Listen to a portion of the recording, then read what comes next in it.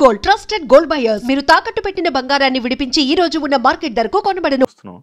జానులిరిది ఎలా వచ్చింది? నువ్వు చెయ్యాలి అని నువ్వే వచ్చిందా పర్టికులర్ గా, లేకపోతే నువ్వు చేసావా? లేదు. అంటే యాక్చువల్‌గా ఆ సీజన్ అసలు ఫస్ట్ కంటెస్టెంట్ చరణ్ సాయి అని ఒక ఆయన ఉండేవాడు. అతన్ని ఇవ్వమని అడిగా నేను. అతనికి ఆల్రెడీ వేరే మాస్టర్ ఫిక్స్ అయిపోయాడురా అని. నాకేంటంటే బాయ్స్‌ది చేయడమే ఇష్టం. కొరియోగ్రఫీ. ఆ లేడీస్‌ది అంటే కొంచెం కష్టంగా అనిపిస్తది నాకు. అప్పటికి నువ్వేమి ఇది చేయలేదా? లైక్ కొరియోగ్రఫీ ఏమి చేయలేదు? చేశాను. Winner choreography. విన్నర్ అవ్వలేదు. అదే దానికి ఫస్ట్ విన్ కదా. చెప్పు.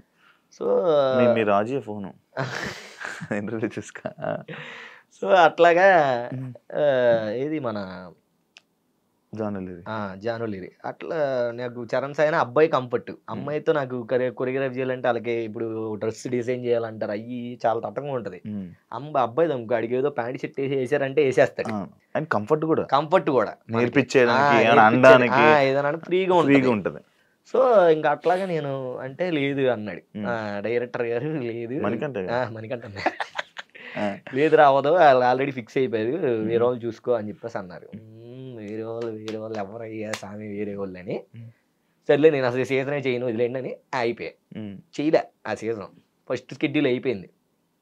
ఫస్ట్ షెడ్యూల్ అయిన తర్వాత మళ్ళీ సెకండ్ షెడ్యూల్ ఫోన్ వచ్చింది. ఫోన్ వచ్చి ఇలాగ ఆఫీస్కి రా నువ్వు, ఇలా మాట్లాడాలి, ఒకళ్ళు ఉన్నారు నీతో చేయడానికి అని. ఎవరు అని అంటే రా అన్నారు. వచ్చిన తర్వాత జానులిరి అన్నారు.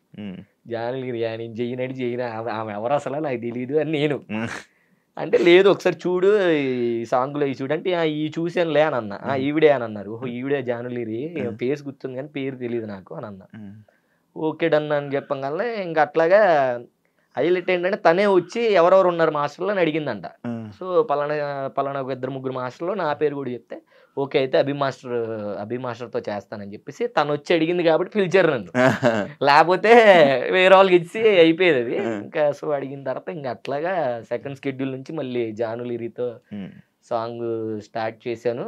బట్ ఆవిడ చూస్తేనేమో స్టెప్పులు కొన్ని ఇలా వద్దు అలా వద్దు అంటుంది. అబ్బాయితో డాన్స్ వేయలేను నేను, అబ్బాయి పెట్టద్దు అది ఇది అంటుంది. నాకు ఇంకా చిరాకు వచ్చింది. నాకు అసలే చెయ్యాలని లేదు అమ్మాయితో రా సామి అంటే. అమ్మాయిని ఇచ్చారు, మళ్ళీ ఈవిడేమో నాకు ఇన్ని చెప్తుంది. ఇప్పుడు ఒక కొరియోగ్రాఫర్కి ఇది చేయొద్దు ఇది వద్దు అని చెప్పకూడదు అన్న. ఎందుకంటే ఆ థాట్ పోద్ది. ఇప్పుడు నాది కన్నె పిల్ల కలలే అని ఈ స్టెప్ ఫేమస్. ఇప్పుడు పక్కన ప్రసాద్ గారు ఉన్నాడు. అన్న ఎందుకు స్టెప్ కొంచెం బాగాలేదేమో అన్న, ఇది చేంజ్ చేసి వేరేలా చేద్దాం అంటాడే అనుకో. నేను చేంజ్ చేస్తాను అనుకో, అప్పుడు ఈ మూమెంట్ పోయినట్టేగా, ఒక హైలైట్ పోయింది అక్కడ. సో నేను అట్లా మళ్ళీ ఇప్పుడు ఆపొద్దు అని అంట. నాకు తెలుసు మిగతా ఎలా చేయాలో నాకు తెలుసు.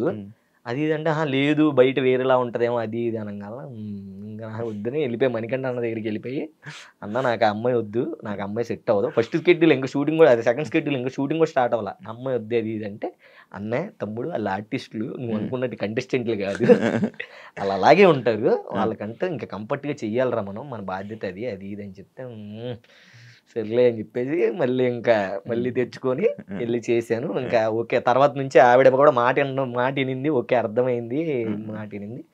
ఫస్ట్ సాంగ్ హిట్, శనగసేల సాంగే కొట్టాము. ఇంకా అది హిట్. ఇంకా అక్కడ ఇంకా అంత బాగా హిట్ అయిన తర్వాత ఇంకా మనం ఆగం కదా, ఇంకా మనం ఇంకా కావాలని కోరుకొస్తుంది.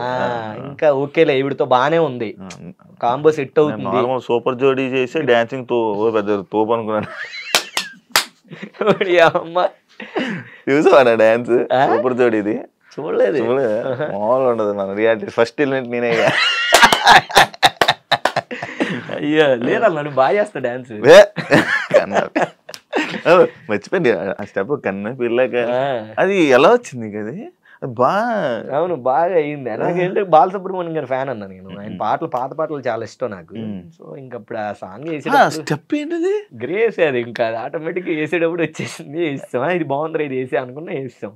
అంత హిట్ అయిద్దని నేను అనుకోలే. కానీ కొన్ని సార్లు దీని సర్కాసు ఏంటి